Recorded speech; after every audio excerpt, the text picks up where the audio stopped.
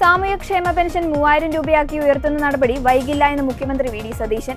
Pension കൃത്യമായി അർഹരിലേക്ക് മാത്രം എത്തിക്കുന്നതിനായി pension മാനദണ്ഡങ്ങളിൽ വലിയ മാറ്റങ്ങൾ വരുത്തുന്ന കാര്യം സർക്കാർ ഗൗരവത്തോടെ ആലോചിക്കുകയാണെന്നും അദ്ദേഹം വ്യക്തമാക്കി. നിയമസഭയിൽ ചോദ്യോത്തരവേളയിൽ സംസാരിക്കുകയായിരുന്നു മുഖ്യമന്ത്രി. UDF സർക്കാർ അധികാരത്തിൽ വന്നാൽ ആദ്യ ഘട്ടത്തിൽ തന്നെ പെൻഷൻ വർദ്ധിപ്പിക്കുന്നത് 3000 രൂപയായി വർദ്ധിപ്പിക്കുമെന്നെല്ലാം പറഞ്ഞിരുന്നു. ബഹുമാനപ്പെട്ട മുഖ്യമന്ത്രിയും അത് സൂചിപ്പിച്ചതാണ്.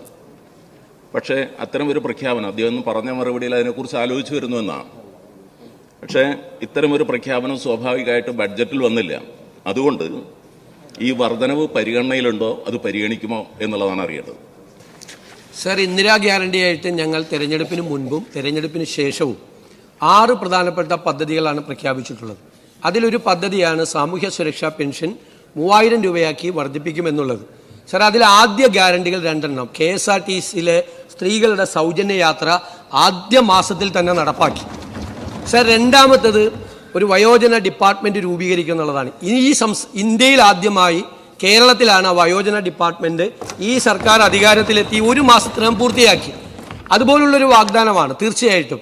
എന്തായാലും കഴിഞ്ഞ സർക്കാരിൻ്റെ കാലത്ത് 1600 രൂപയുടെ പെൻഷൻ 2500 രൂപയാക്കി വർദ്ധിപ്പിക്കും എന്നൊരു വാഗ്ദാനം ഉണ്ടായിരുന്നു. സാർ, അത് ആദ്യത്തെ 4.25 വർഷക്കാലം 1600 രൂപയിൽ നിന്ന് 1 രൂപ കൂട്ടിയില്ല. 4.25 വർഷമായപ്പോൾ തെരഞ്ഞെടുപ്പിൻ്റെ തൊട്ട് തലയാഴ്ചയാണ് 1600 രൂപ 2000 രൂപയാക്കി വർദ്ധിപ്പിച്ചത്. എന്തായാലും അത്തരം ഒരു കാലതാമസം ഈ 3000 രൂപയുടെ കാര്യത്തിൽ ഈ സർക്കാരിൻ്റെ ഭാഗത്ത് നിന്ന് ഒരു കാരണവശാലും ഉണ്ടാവില്ല. എത്രയും പെട്ടെന്ന് ജനങ്ങളോട് നൽകിയ വാഗ്ദാനം ഈ സർക്കാർ പാലിക്കുക തന്നെ ചെയ്യും.